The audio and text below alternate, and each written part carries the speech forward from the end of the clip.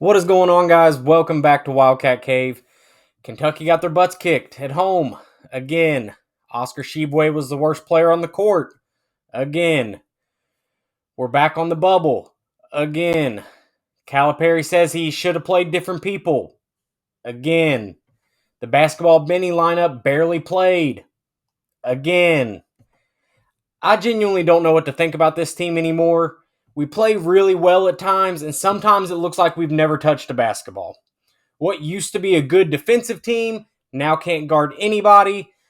And today we're going to talk about, I don't know, all of it, I guess. Just start the intro.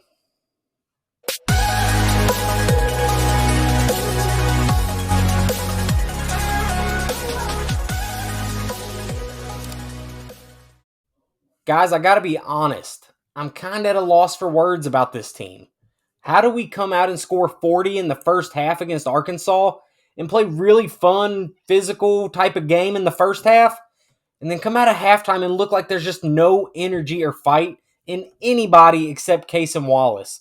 And credit to that kid, man. He was the only person on either side of the ball stepping up in big moments. He did have some mistakes, but he instantly made up for them. At one point in the game, he had a really bad turnover, and on the way down the court at the other end, he forced the ball to stop. The guy tried to hit a little jumper over him, and he blocked the shot at the free throw line to get it back. He scored 24 points on 10 of 17 shooting and just kept making play after play after play, just trying to keep Kentucky in the game. Both Chris Livingston and Damian Collins also gave Kentucky some pretty solid minutes. Livingston specifically seems to really be kind of coming into his own. Now, I still really don't like him playing the three at all. But to his credit, he's really stepped up in that role for Kentucky. He was the only person in the game to make multiple threes against Arkansas. And if he's able to knock down outside shots consistently, then maybe he can be effective at the three, even though, again, it goes against everybody's better judgment. And if he can hit those shots, he does have the size advantage against most teams at that position. So if he makes them respect his outside shot, that'll open up the lane for Oscar and even himself sometimes to take the smaller defenders off the dribble and try to get to the rim. I still think he needs to be stronger when he takes the ball to the rim, but he gets it taken away way too often. Like, he's still playing against high schoolers or something out there. It's gotten better, but it's not quite where he needs to be, really. He's still got to get a lot stronger. I think if he stays another year, he'll really develop that strength that he needs when taking it to the rim. And I mentioned Damian Collins. I don't quite understand what Cal's doing with him. He came off the bench in the first half, played 8 minutes, knocked down 2 huge jump shots, tried to put a guy on a poster, and finished the half with 7 points, and then just never saw the floor again in the second half. He did have, a turnover and a pretty bad foul early in the first half, but overall, I thought he played really, really well in place of Oscar, who, honest to God, just got abused all night. And then Damian finished with the same amount of points as Oscar, despite playing only a quarter of the amount of time that Oscar played. And speaking of Oscar, I don't know what's happened to that guy, man. He looks like a guy who's just completely lost, has zero confidence in himself right now. And, we were saying earlier this week that Florida was his worst game at UK, and then he comes out and follows that up with an equally bad, if not worse, game against Arkansas. I don't know that Oscar's ever had 2 back-to-back really bad games for Kentucky, but whatever is in his head right now, we gotta get that fixed, and we gotta get it fixed like today. He hangs his head and throws his hands up every time he gets beat. His body language is terrible. He pump fakes the ball 18 times before taking it up and then likely gets blocked. That's just not Oscar. I don't know, man. He just doesn't seem like the same Oscar to me. It's definitely not the same Oscar we've seen in the past. And I'm not sure if it's a mental thing, if there's some stuff going on behind the scenes with him or what it is, but it's just different than it used to be. There have been some rumors that it's not really rumors. Matt Jones today on KSR all but confirmed that there is a huge disconnect between Oscar and the team and Oscar and Cal. And I don't know what that disconnect is. We might find out this offseason. But whatever that disconnect is, We got to get it figured out because we aren't going to do anything special this year in the SEC tournament. If we can make the NCAA tournament, all of that revolves around, can we get Oscar going and get him back on track?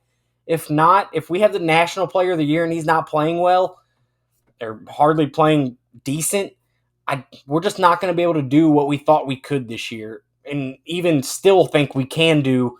We're going to need him to get back on track as the National Player of the Year. And speaking of not playing well, CJ Frederick has basically given us nothing in the past month. He hit 3 threes against Florida, and I kind of thought that might have been the game he needed to wake up. But against Arkansas and honestly most other games recently, calling him a non-factor in those games would be a compliment. He has not even been a non-factor. He's been a complete liability on the court. He gets beat defensively, and against Arkansas, he contributed exactly the same amount of points as I did. And I watched it in my living room. I'm not sure Cal's thought process on why he continues to start, but to me, Reeves needs to be in that spot. Yeah, Reeves is going to get beat on defense, but guess what? So is CJ, and at least Antonio is scoring in the games. CJ's not doing a single thing to benefit this team. Now, Reeves and Toppin, they both kind of played their average games against Arkansas. Toppin finished with 11 and 8, which is a decent game for Toppin. Not a crazy, scoring game or anything like that by any means, but a solid 11 and 8. If we get that out of Toppin every night, I'm happy. Reeves finished with 11 points also, so not a bad game from either of them. But again, not particularly great performances either.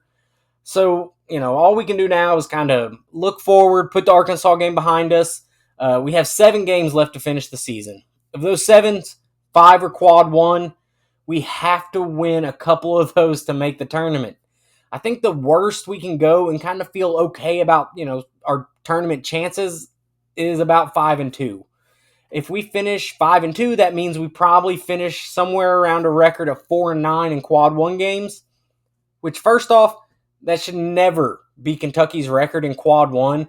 But, regardless, whatever it is, what it is, that probably puts them as like the last 4 bye or, maybe just a notch or 2 above that.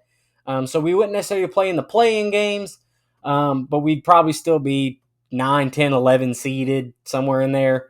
Now, if we finish these last 7 games at 4-3, we probably still make the tournament, but we're likely a play-in game. Again, not a spot Kentucky basketball should ever be in, but, whatever. At that point, we'll just be happy to make it.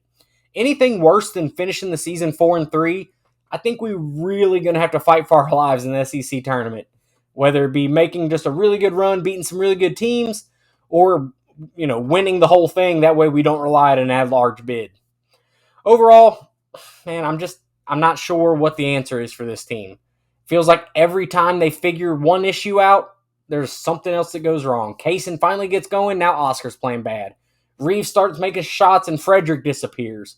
Our offense kind of clicks and we find a lineup, and then our defense falls apart. We still haven't had everything all together in one game at all this year. There hasn't been one game where we put everything together and everything seems to be clicking. Now, we've had spurts and stuff for short periods of time where we played well, but that's kind of about it. And I still think the biggest issue with this team are the lineups and rotations in our defense, specifically against the pick and roll. Cal, for some reason, refuses to play the best lineup in the country. And I can understand, rolling with players to try to get them going. And that's what he said in his press conference that he was trying to do with Oscar against Arkansas. But at some point, you have to look on the court and realize what's working and what's not.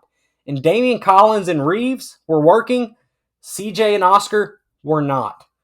And on defense, man, maybe you guys, I'm sure there's people out there a lot smarter than me when it comes to, basketball IQ and X's and O stuff, but I'm not sure what we do to fix the issue. To me, it seems like a lot of it is focus and effort. We consistently lose people that allow easy post passes and backdoor cuts. We can't stay in front of anybody, and we have no rim protection. I feel like a lot of those problems are just being focused, being in the game, being locked in mentally and ready to go. Coaches come on their pressers after every game and say that they had a game plan to keep Oscar away from the rim, put him in the pick and roll, and it works every time exactly how they write it up. And so far, we've just made no adjustments to fix any of those problems. Like I said, there's 7 games left this season. I still really don't have a feel for this team, and unfortunately, I just don't know if Calipari does either. That is going to wrap up this week's video, guys. Thank you all so much for watching.